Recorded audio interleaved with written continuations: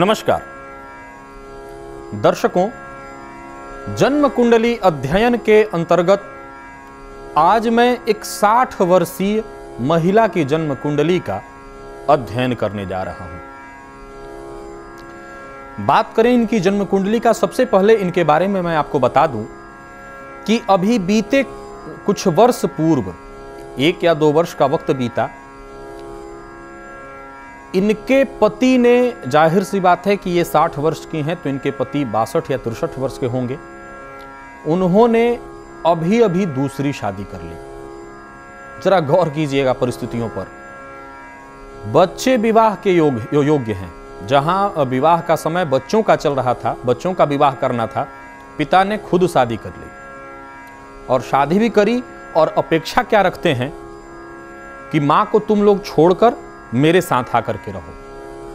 यानी पिता की ये इच्छा है कि मां को तुम लोग छोड़ दो और मेरे साथ आकर के रहो। बच्चों का कहना है कि मां को हम लोग किसके भरोसे छोड़ दें, और आपके साथ आप रहें भी तो समाज में क्या मुंह दिखाएंगे कि पिता ने क्या किया है। कह नहीं सकते हैं कि ऐसी गलती उन्होंने क्यों की।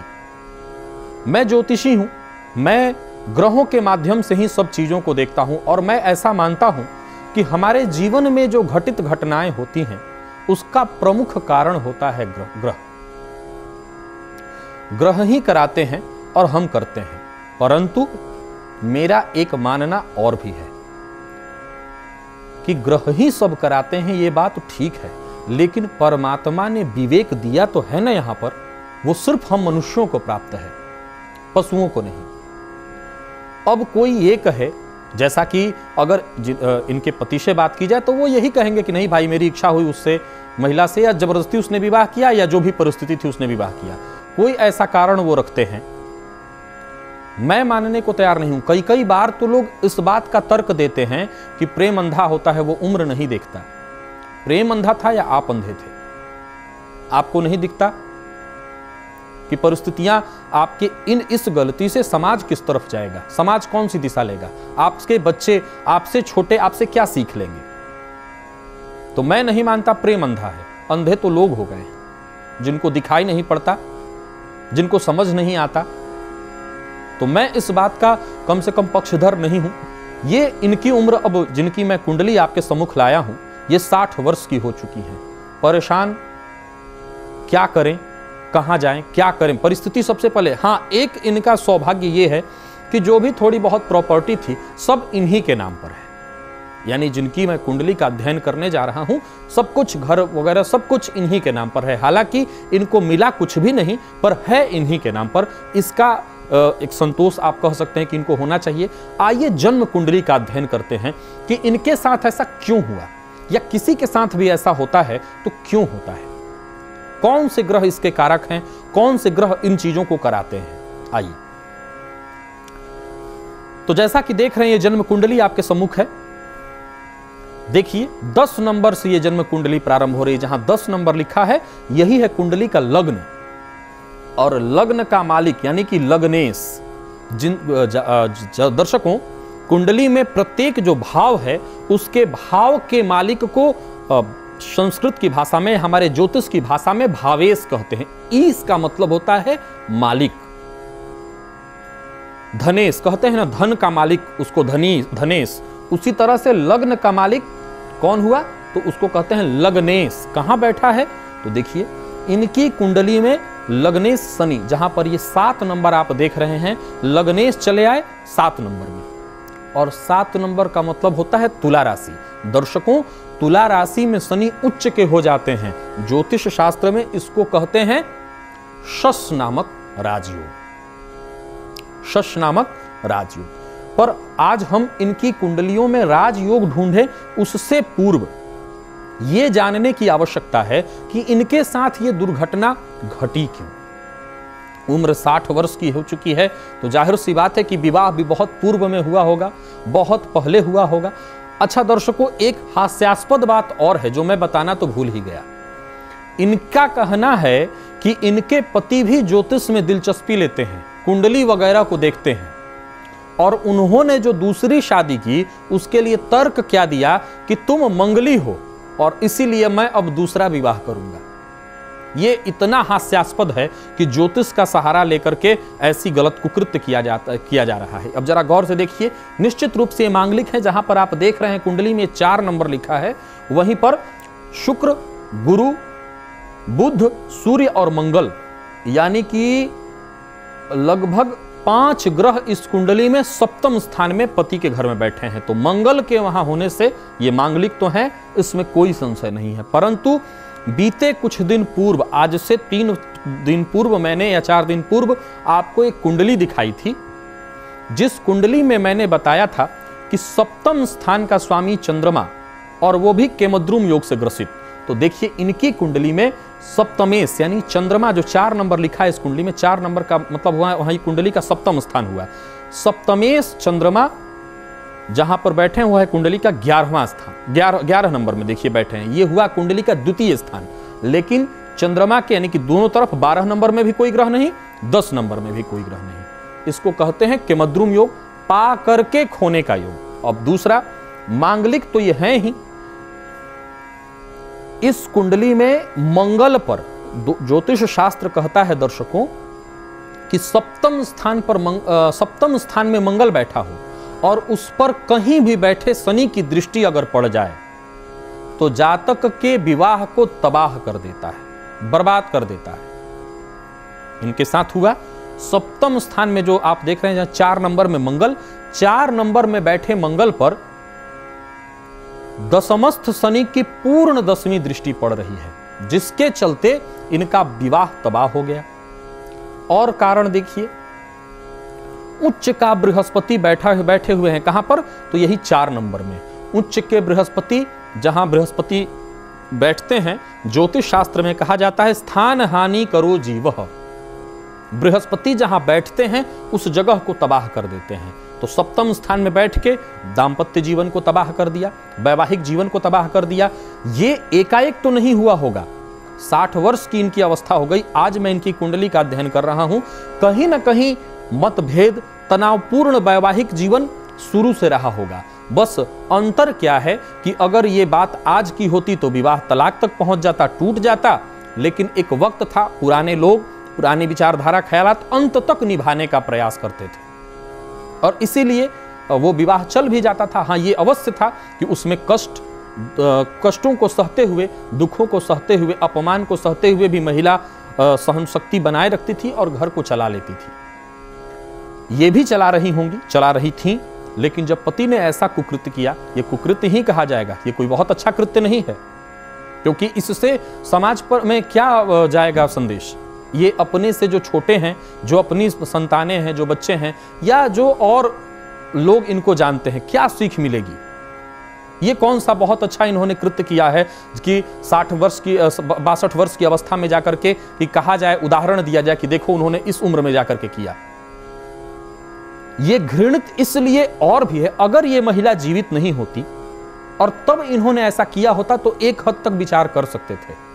लेकिन पहले तो ज्योतिष का सहारा ले लिया कि तुम मांगलिक हो, मैं नहीं हूं, इसीलिए अब ये विवाह नहीं रहेगा। ये बहुत घृणित है। ऐसे किसी व्यक्ति के मन को दर्शाता है, मानसिकता को दर्शाता है कि वो कितनी संकुचित मानसिकता है। जो विवाह चल रहा था इतने दिनों से, अब उसको अंत तक चलाना चाहिए था। आपने तो अपनी जिंदगी जी ली, अब बारी थी बच्चों की। लेकिन बच्चों को जीवन देने का वक्त आया, उनका सही जीवन बनाने का वक्त आया, तो आप निकल लिए। आपने ऐसा कृत्य कर दिया कि बच्चों को अब अपना चेहरा दिखाने में शर्म आए। कई बार आपने जीवन में ऐसा सुना होगा कि बच्चे ऐसा कर्म कर देते हैं कि माँ बाप को सर झुकाना पड़ता है। यहाँ पिता ने ही ऐसा कर्म कर दिया कि बच्चों को सर झुकाना पड़े। मुझे ऐसा लगता है कि बच्चों के गलतियों से माँ बाप को अगर सर झुकाना पड़े, कोई बहुत बड़ी बात नहीं, क्योंकि बच्चे हैं, छोटे हैं, गलती करने के लिए बने हैं। लेकिन बड़े, ऐसी गलती जहां बच्चों को सर झुकाना पड़े, बड़ा दुखद होता है। अब आगे देखिए, इनकी कुंडली की जो स्थिति मैं देख पा रहा हूं, जहां इतने दुर्योग हैं दर्शकों, वहीं राजयोग इतनी ज्यादा इनकी कुंडलियों में बने हैं। और इन्होंने इस बात को स्वीकार भी किया कि जैसे ही पति के साथ ये जुड़ी, उनका घर बन गया, बहुत कुछ विकसित हुए, वो बहुत विकास हुआ। लेकिन कहते हैं ना कि जब कद्र न हो, आप किसी की कद्र करना न जानते हो, तो लक्ष्मी द्वार पर आके भी आपको छोड़ के फिर चली जाती है। और इस कृत्य के बाद, आपके इस दुष्कृत्य के बाद कहां लक्ष्मी आपका वर्ण करने वाली है। अब इनकी कुंडली में देखिए, जहां 4 नंबर में बृहस्पति बैठे हैं, ये उच्च के बृहस्पति, हंस नामक राजयोग, ये एक राजयोग है, तो हंस राजयोग बन गया। परंतु दुर्योगों की भी कमी नहीं थी, जिसके चलते इनके साथ ये दुर्घटना घटी। मंगल सप्तम स्थान में केवल मांगलिक ही इनको नहीं बना रहा है, वरन मंगल इनकी कुंडली में 4 नंबर में नीच का हो जाता है। तो पति ने नीच हरकत कर दी, यानी कि सप्तमेश के मद्रुम योग से ग्रसित। जरा गौर से समझिए, कोई जरूरी नहीं है दर्शकों कि ये सारी घटनाएं आपके जीवन में हूबहू घटती हों, लेकिन मिली जुली घटनाएं प्रायः आपको अपने सामने अगल बगल देखने को मिल जाती होंगी। उनको आप ज्योतिष के माध्यम से, ग्रहों के माध्यम से अवश्य समझ सकते हैं। तो इनकी कुंडली को आप जैसा कि देख रहे हैं, सप्तमेश के मद्रुम से ग्रसित, सप्तम भावस्थ मंगल नीच का, सप्तम स्थान में बृहस्पति उस स्थान की हानि करते हैं, और उस पर शनि की 10वीं पूर्ण दृष्टि।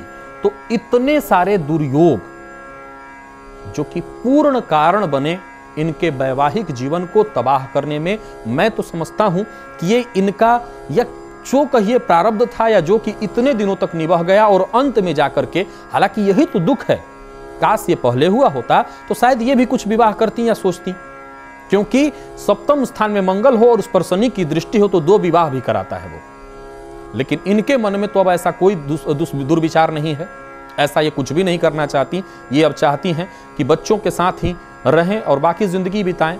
लेकिन चूंकि इनका ये कहना है कि वो अब शांति से रहने भी नहीं देते, बार बार फोन करके परेशान करते हैं और कहते हैं कि तुम भी आके साथ में रहो इसी में।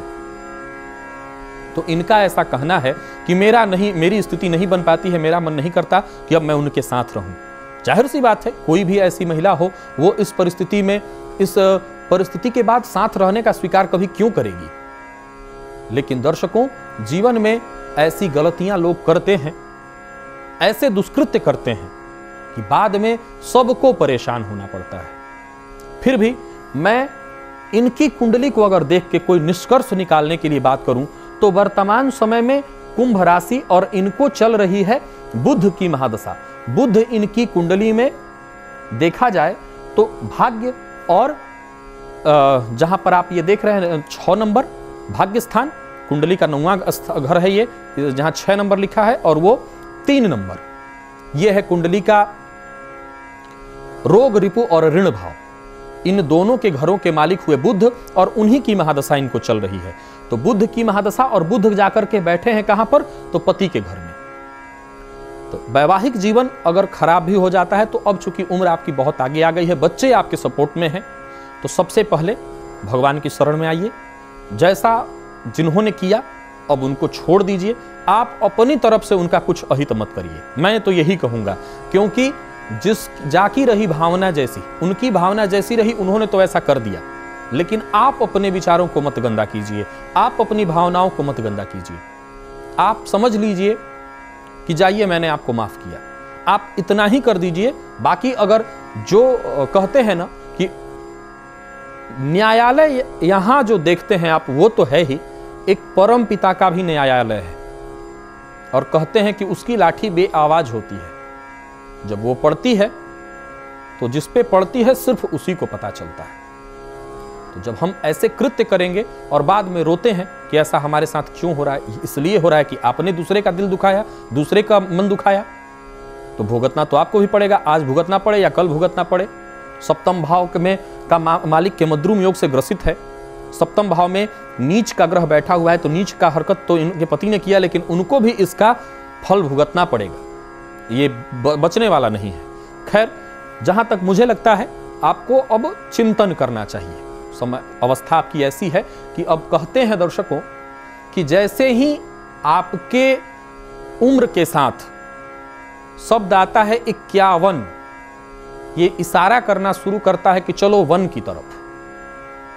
51 इससे पहले नहीं आता, 50 तक देखिए वन शब्द नहीं आता। जैसे ही 51 आता है यानी वन की तरफ गमन का समय आ गया है। अब सब कुछ चीजों से धीरे धीरे प्रयास करिए, मुंह मोड़िए और वन की तरफ निकलिए। तो आपकी उम्र में अब तो 60 वर्ष का इधर का स्थिति आ गई है। अब आपको तो वन की बात, जहां तक तो वन आज के समय में वन कहीं बाहर नहीं जाना, घर में ही रहिए और वहीं पर परमात्मा की शरणागति को ग्रहण करिए, उन्हीं के शरण में आइए, भगवान की आराधना करिए, सारे दुखों से मुक्ति मिल जाएगी। तो मुझे लगता है कि जिस उम्र में है ये, मुझे इनके लिए अब किसी तरह के उपाय को बताने की आवश्यकता नहीं है। मैं सिर्फ ये कुंडली इसलिए लाया था आपके सम्मुख कि आप देखें